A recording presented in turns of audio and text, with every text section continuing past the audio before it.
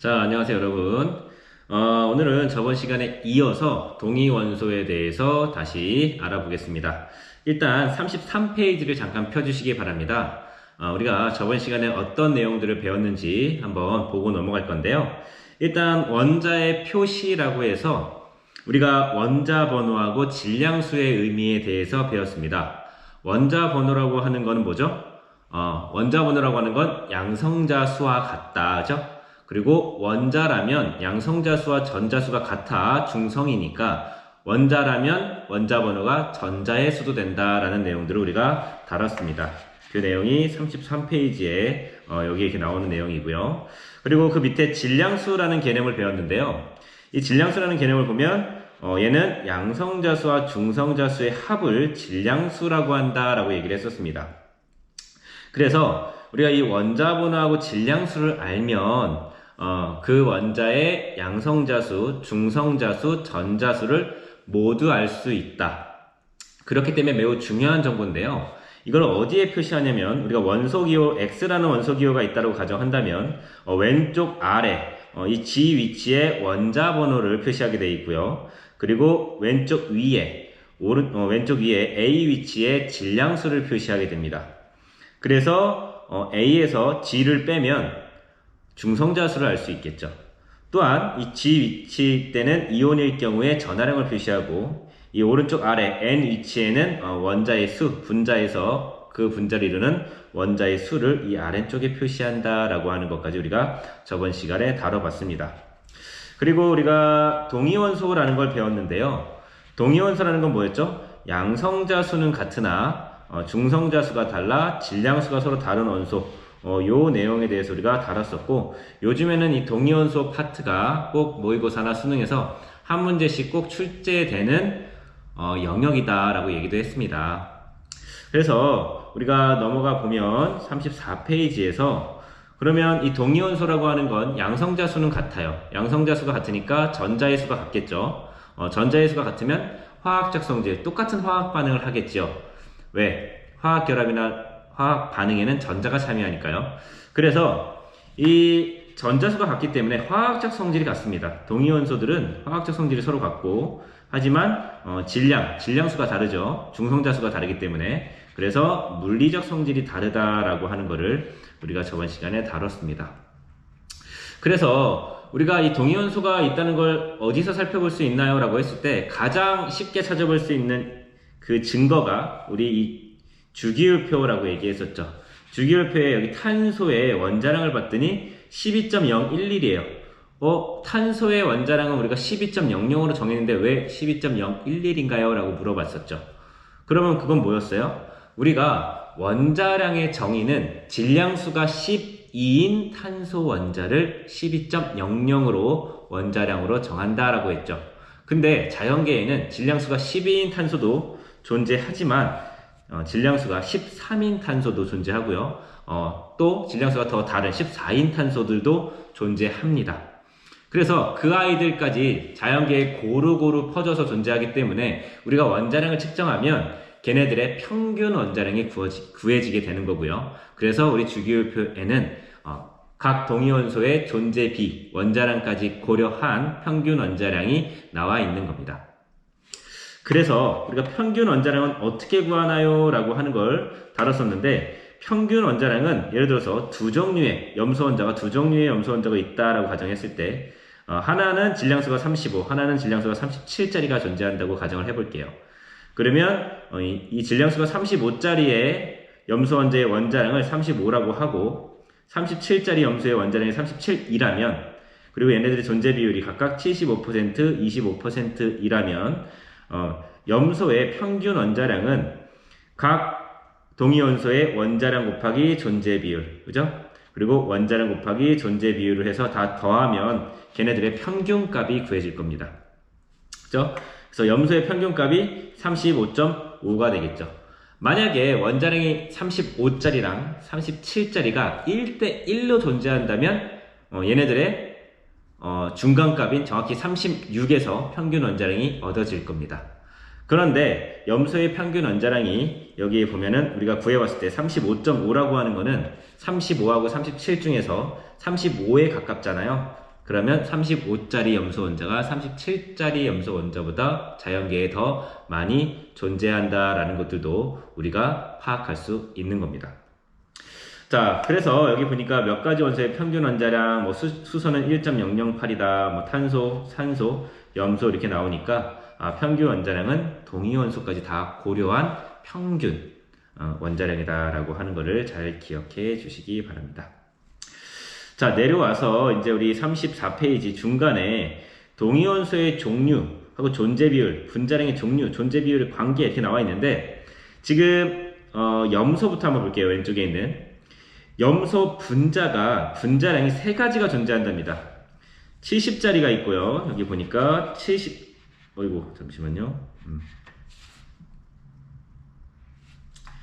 70짜리 분자량을 갖는 염소, 72짜리 분자량을 갖는 염소 분자, 그리고 74짜리 분자량을 갖는 염소 분자가 존재하고 각각의 존재 비율이 70짜리가 9라고 하면 상대적으로 72짜리는 6, 74짜리는 1만큼 존재한다고 했을 때 염소의 동위원소의 종류는 몇 가지니? 라고 물어보는 거고요.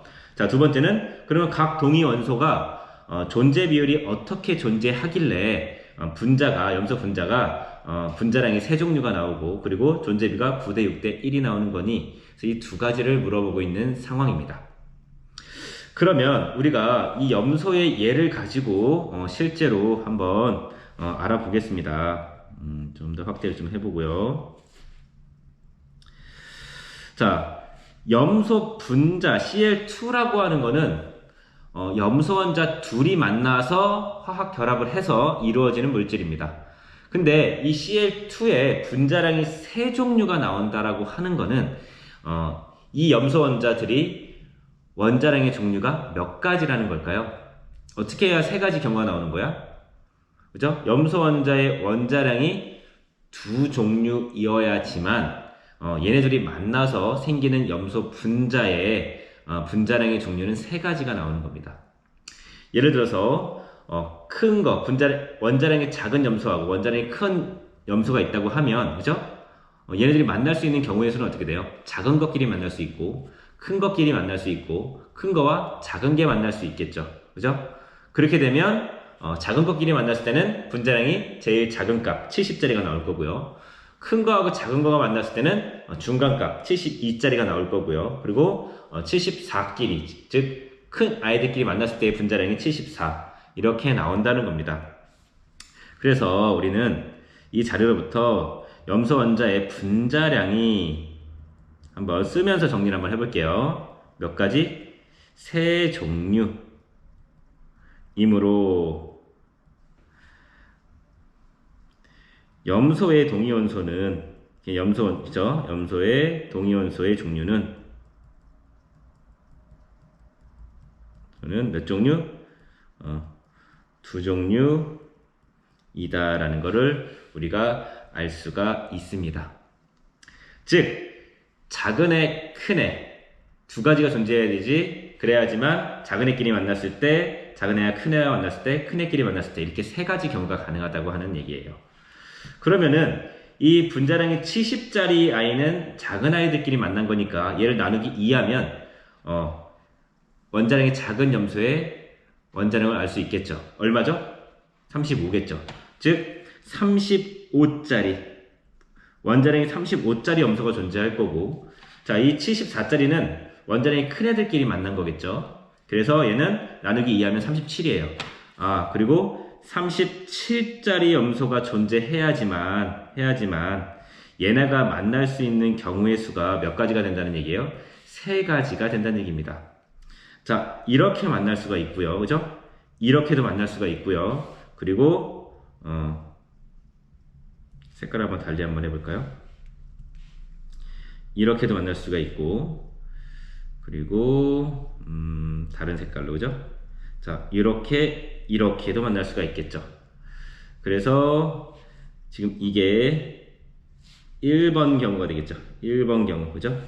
그리고 얘가 2번의 경우, 그리고 각각 X로 표시된 얘가 3번의 경우가 되는 겁니다.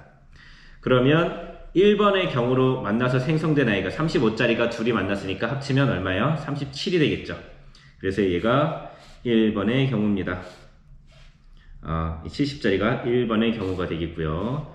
74짜리가 2번의 경우가 되겠고, 그리고 72짜리가 3번의 경우로 통해서 만들어진 분자가 되겠습니다.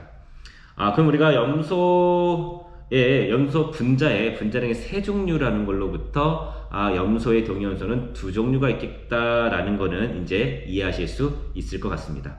그죠? 자, 그러면 동위원소의 종류는 두 가지인 걸 알았어요. 어떻게 존재하는 거죠? 35짜리 염소와 37짜리 염소가 존재한다라는 것을 알았습니다. 자, 그래서 그러면 한번 생각을 해보는 거예요. 우리가 70짜리 분자량을 갖는 아이, 그죠? 지금 보면은 70짜리 분자량을 갖는 아이하고 72짜리 분자량을 갖는 아이하고 74짜리 분자량을 갖는 아이의 이 존재 비율은 어떻게 되는 거냐면, 예를 들어서 이런 거예요. 한번 낙서처럼 여기다 한번 써볼게요. 이건 적지 마세요. 자, 35짜리 염소가 있고요. 35짜리 염소가 여기다 얘가 만나야지만 70짜리 우리가 CL2가 되는 겁니다. 그죠?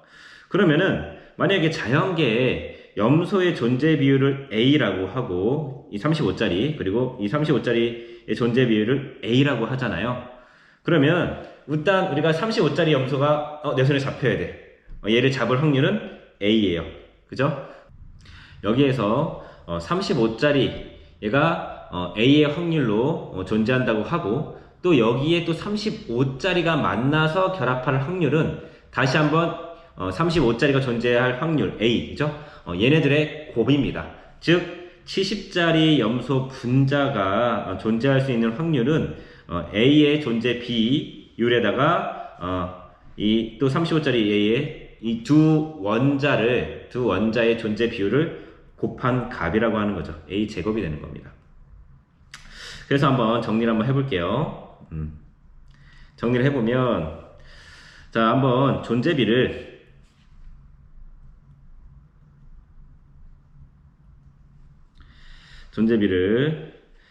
원자량이 35짜리 염소는 A라고 하고요. 그리고 37짜리 염소는 B라고 우리가 한번 가정을 하겠습니다. 하면, 자, 이로부터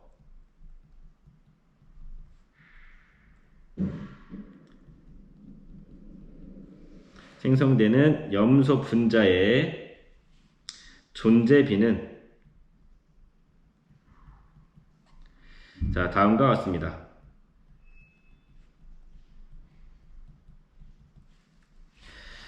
자, 35짜리 염소, 37짜리 염소, 35짜리 염소, 37짜리 염소가 있다고 하고요. 그러면 얘네가 이제 만날 수 있는 경우의 수를 한번 따져보겠습니다. 우리가 아까 35짜리는 존재 비율이 A, 37짜리는 B라고 했죠. 그러면 35짜리 둘이 만나서 분자량이 70짜리의 분자를 만들 경우의 수, 즉 확률은 A 곱하기 A가 됩니다. 그죠? 왜냐면 35짜리의 존재 비율은 A, 35짜리가 또 만나니까 걔도 A, 그죠? 그럼 35짜리와 37이 만날 수 있는 경우의 수는 두 가지죠. 35짜리에다 37짜리가 붙던가, 37짜리에다가 35짜리가 붙던가, 그죠? 그래서 얘는 A 곱하기 B가 될 거고, 얘는 B 곱하기 A가 되겠죠. 그죠?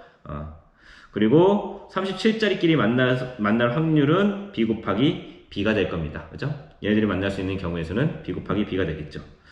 그러면 이 존재비를 따져보는데, 이 70짜리가요, 70짜리가 존재비가 9고요, 72짜리가 6이고, 74짜리가 1입니다. 그럼 전체가 얼마죠? 전체가 9 더하기 6 더하기 1이니까 16이죠.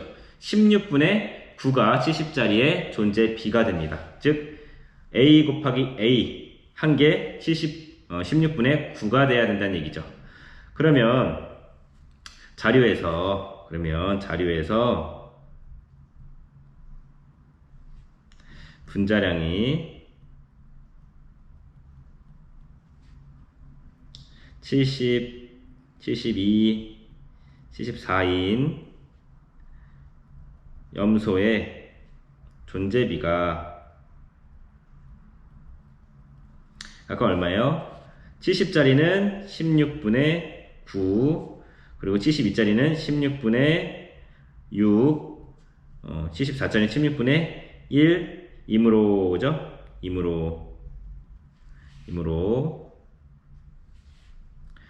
자, 1번의 경우 한번 볼게요. 1번의 경우. 1번 경우는 지금 이 경우입니다. 그죠? 35짜리가 만나는 경우가 되겠죠. 그러면은 1번의 경우는 A 곱하기 A가 지금 여기 나와 있는, 그죠? 70짜리의 존재비 16분의 9, 16분의 9가 됩니다. 그죠? 따라서 A는 얼마예요? 4분의 3이 되겠죠. 그리고 2번의 경우를 한번 볼게요. 자, 2번의 경우는 뭐냐면 74짜리예요. 그죠? 여기 74짜리. 그래서 2번의 경우는 요 경우가 되겠죠. 얘가 2번 경우라고 한번 놓고 나서 2번의 경우는 74짜리 분자가 만들어질 수 있는 경우에서는 여기 16분의 1입니다. 그죠? 그래서 16분의 1이고 따라서 B는 얼마? 4분의 1인 걸 알 수 있죠. 그죠? 그러면 3번 경우를 볼게요. 3번 경우는 이 35짜리랑 37짜리가 만나는 경우입니다. 이 경우인데 지금 얘는 35짜리에 37짜리가 붙어서 이렇게 만들어질 수도 있고 37짜리에 35짜리가 붙어서 이렇게 만들어질 수도 있죠. 그죠? 그래서 A 곱하기 B 더하기 B 곱하기 A, 이게 얼마다? 전체 16분의 6이 됩니다. 어쨌든 이거 풀어도 A의 4분의 3, 그죠? A의 4분의 3, B의 4분의 1. 이거 한번 정리해 볼까요? 2AB죠? 2AB는 16분의 6입니다. A가 4분의 3이고 B가 4분의 1이니까 곱하면 16분의 3이죠. 거기다 2를 곱하니까 16분의 6 나오는 게 맞네요. 그죠? 우리가 이런 식으로 해서 존재비를 구할 수 있고요. 그럼 각각의 존재 비율은 얘가 16분의 3, 4분의 3이죠. 4분의 3. 얘가 4분의 1이니까 그 존재비는 몇 대 몇이다? 3대 1이다 라는 것까지 우리가 구한 겁니다. 그래서 선생님이 지금 설명을 좀 길게 해서 좀 어려울 수도 있는데 요 내용을 사실 어려운 내용은 아니에요. 어려운 내용은 아니고 이걸 내가 좀 수학적으로 좀 더 이해하기가 편하게 설명해 주는 게 뭐가 있을까 하다가 선생님이 한번 풀이를 한번 적어 본 거고요. 이 풀이를 바탕으로 우리가 생각을 하면 되는 겁니다. 다시 한번 정리를 해 드리겠습니다. 일단 우리 염소 분자에 분자량이 세 가지가 존재한다는 겁니다. 70짜리가 존재하고 72짜리가 존재하고 74짜리가 존재한다는 얘기예요. 근데 염소 분자는 염소 원자 둘이 만나는 거잖아요. 이 둘이 만나서 분자량이 세 가지 종류가 나오려면 이 염소 원자는 두 가지 종류가 존재해야 된다는 겁니다. 그래서 분자량이 작은 애, 중간 애, 큰 애가 있으면 작은 애는 원자량이 작은 애끼리 만난 거, 그리고 큰 애는 원자량이 큰 애끼리 만난 거, 중간 거는 원자량이 큰 애와 작은 애끼리 만난다라는 거예요. 그래서 염소의 분자량이 세 종류이므로 염소의 동위원소는 몇 종류이다? 두 종류이다 라는 것을 기억해 주시기 바랍니다. 여기까지 이해했죠? 자, 그 다음 2단계. 그러면 이 70짜리는 원자량이 작은 애들끼리 만난 거잖아. 그래서 얘 나누기 2를 하면 원자량이 35짜리 염소가 존재할 거고요. 74짜리는 큰 애들끼리 만난 거잖아. 나누기 2하면 74 나누기 2하면 37이죠. 그래서 동위원소의 종류는 35짜리와 37짜리 두 종류가 존재한다라는 걸 이 자료로부터 파악할 수가 있는 겁니다. 자, 그 다음 그러면 이 35짜리와 37짜리가 어떻게 존재 비율로 존재하길래 이 70짜리, 72짜리, 74짜리 분자가 존재비가 9대 6대 1이 되는가 라고 하는 거예요. 그러면 이 분자의 전체 존재비는 우리가 이제 경우의 수, 확률 따지는 거에 의해서 어떻게 하냐요? 그러니까 이 원자, 이 분자의 존재비는 이 분자를 이루는 각 원자의 존재비의 곱이라고 생각하시면 돼요. 그래서 우리가 원자량이 작은 35짜리의 존재비를 A라고 하고 37짜리를 B라고 하면 이 70짜리의 존재비는 A끼리 만난 거지 A 곱하기 A가 됩니다. A 곱하기 A. 이게 얼마가 되는 거야? 전체 16분의 9가 나와야 되는 거예요. 그럼 A 곱하기 A가 전체 16분의 9니까 A는 얼마? 4분의 3. 35짜리는 4분의 3의 비율, 존재 비율을 갖는다는 걸 알 수 있고, 자, 74짜리는 큰 애들끼리 맞는 거잖아. 우리 큰 애 존재비를 B라고 했지? 그러면 이 분자량이 큰 아이 74짜리의 존재비, 즉 전체 16분의 1은 우리 37짜리의 존재비의 곱과 같다. 얘의 존재비가 B, 얘의 존재비 B. 그럼 얘네들이 만나서 분자를 이뤘을 때 전체 존재비는 얘네들의 곱, B 곱하기 B다. 그러면 이게 B 곱하기 B가 전체 16분의 1이 돼야 되니까 그래서 B는 얼마? 4분의 1이다. 그래서 얘가 존재비가 4분의 3, 얘의 존재비는 4분의 1. 그러면 얘네들은 각각 3대 1의 B로 존재한다라는 걸 알 수 있겠죠. 그죠?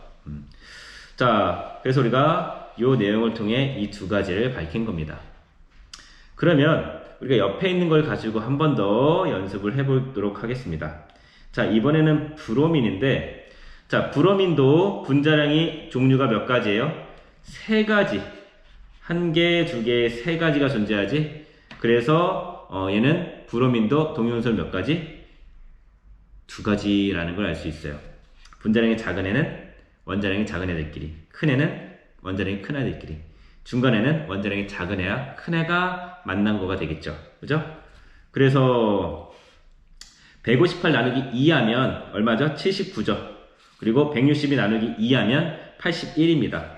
그러면 이 브로민의 동위원소는 이렇게 두 종류가 존재한다라는 것을 알 수 있다는 얘기예요. 그죠? 자, 그리고 나서 이 존재 비율이 1대 2대 1이에요. 그럼 전체가 1, 2니까 4죠. 즉 158짜리 분자의 존재비는 4분의 1죠. 160짜리는 4분의 2. 얘는 4분의 1이 되겠죠. 그러면 79짜리 브로민의 존재 비율을 A라고 하고 81짜리의 존재 비율을 B라고 하면 존재 비율이죠. 여기는 분자의 존재 비율이라고 한번 해볼게요. 분자의 존재 비율. 158짜리가 4분의 1, 160짜리가 4분의 2, 162짜리가 4분의 1이다 라고 쓴 거죠. 그러면 해보자. 그러면 158짜리는 158짜리 분자는 어떻게 만나는 거야? 얘의 존재비가 4분의 1이잖아요. 얘의 존재비가 4분의 1인데 이건 뭐와 같다? 79짜리 두 개 만난 거죠. 얘 두 개가 만나서 얘가 되는 거니까 A 곱하기 A가 됩니다. 따라서 A는 얼마? 2분의 1이네요. 그죠? 자, 그리고 이번에는 162짜리를 한번 볼게요. 분자량이 162인 분자에 자, 분자량 158, 그쵸? 분자량이 158인 분자량이 다 적을게요.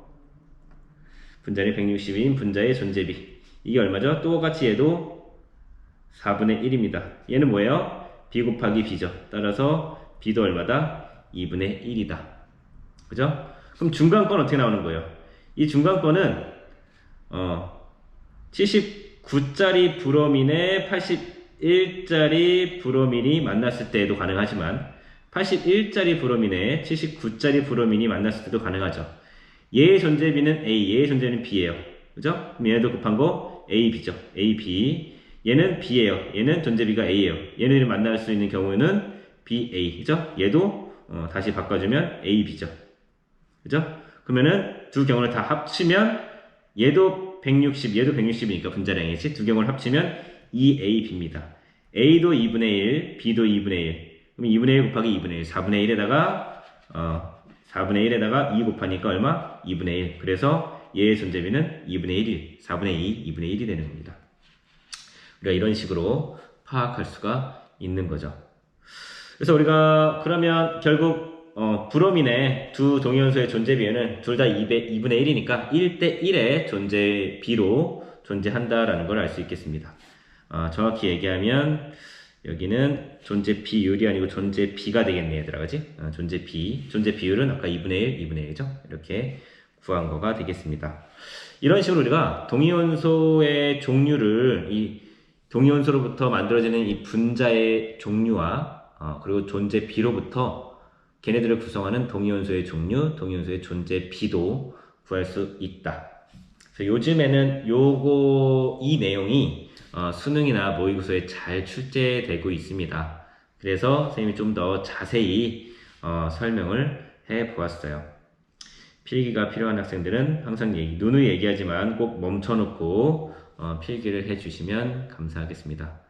자, 예제 1번 내려와서 연습을 좀 더 해보겠습니다. 자, 예제 1번 좀 확대해서 한번 볼게요. 자, 표는 자연계에 존재하는 붕소의 원자량과 존재 비율을 나타낸 것이다. B의 평균 원자량을 구하시오 라고 했고요.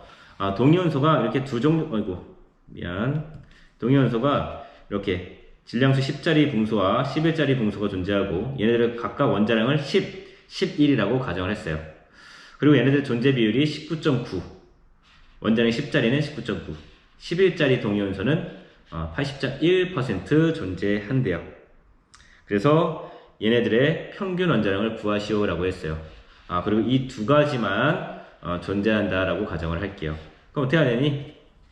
자, 붕소의 평균 원자량은 한번 쓰면서 얘기를 해보겠습니다.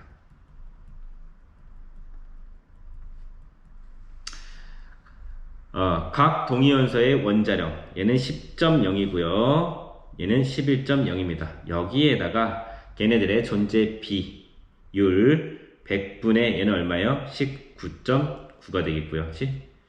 자, 더하기 얘는 11.0짜리는 100분의 80.1% 존재합니다. 이렇게 식을 세워주면 되겠죠. 이게 지금 어떻게 세우는 거예요? 이거의 원자량 곱하기 이거의 존재 비율, 그렇죠? 이렇게 하는 거지. 더하기 11짜리 붕소의 원자량 곱하기 11짜리 붕소의 존재 비율. 우리가 이렇게 식을 세운 겁니다. 그죠? 그래서 이거를 풀어주면 되겠고요. 요거 풀어주면 10.801이 나옵니다. 약 얼마? 약 10.8 정도의 평균 원자량을 갖는다는 걸 우리가 알 수가 있었습니다. 10짜리 원자량을 갖는 붕소가 있고 11짜리 원자량을 갖는 붕소가 있는데 이 평균 원자량이 어디에 가까워요? 11에 가깝죠? 이 둘 중에 누가 더 많이 존재한다? 11짜리 동위원소가 더 많이 존재한다라는 것까지 우리가 알 수가 있었습니다.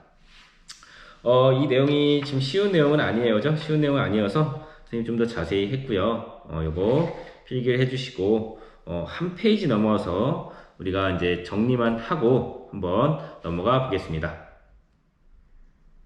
자, 넘어가겠습니다. 자, 개념 길라잡인데요. 한번 볼게요. 자, 원자의 구성 입자에 대한 설명으로 옳은 것은 동그라미, 아닌 것은 X로 표시하시오. 음극선은 전기장에서 마이너스 극쪽으로 휜다. 맞니, 얘들아? 마이너스 극쪽이 아니고 어느 극쪽으로 휘어야 되죠?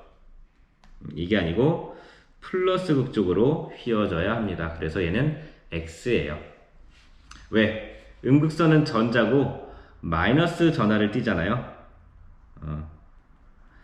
마이너스 전하를 띠니까 그래서 플러스 극쪽으로 휘어져야 합니다. 자, 톰슨은 양전하가 고르게 분포된 공에 전자가 박혀있는 모형을 제시했다. 이거 뭐죠?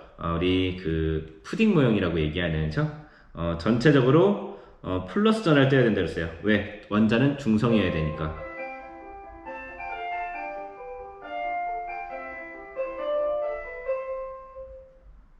거기에 마이너스 전하를 띠는 이렇게 전자가 군데군데 박혀 있다라고 하는 무슨 모형? 푸딩 모형 또는 건포도 모형이라고도 얘기한다고 했습니다. 그죠? 어쨌든 그 이름이 중요한 건 아니에요. 자, 3번.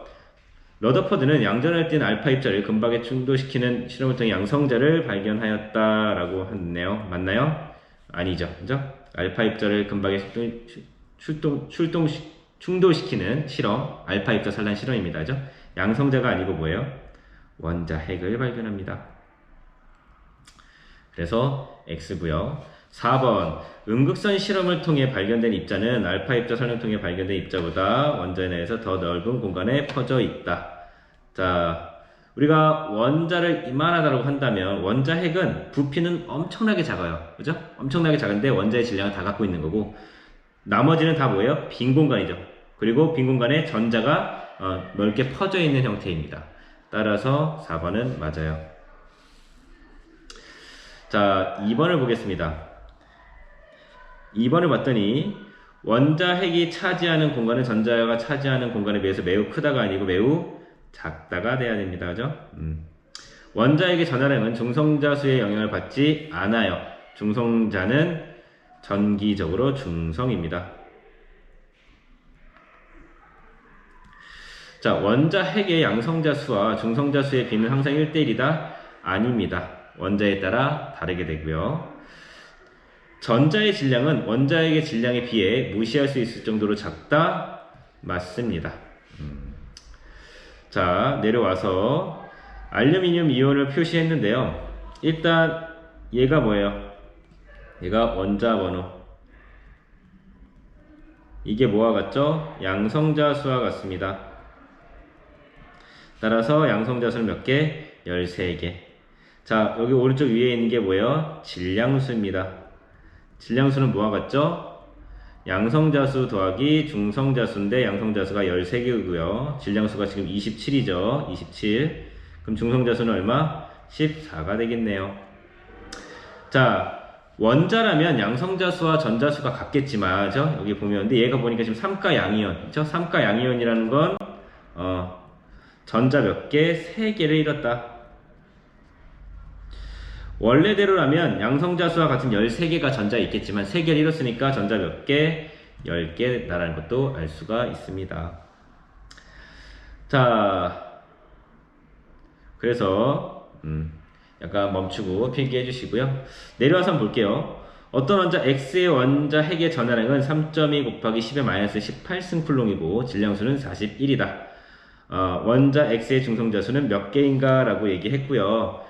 양성자 한 개의 전하량이 1.6 곱하기 10의 마이너스 19승인데 원자핵 전체의 전하량이 요만큼을 갖고 있는 거잖아요. 그러면 여기서 원자핵의 전하량이라고 하는 거는 뭐예요?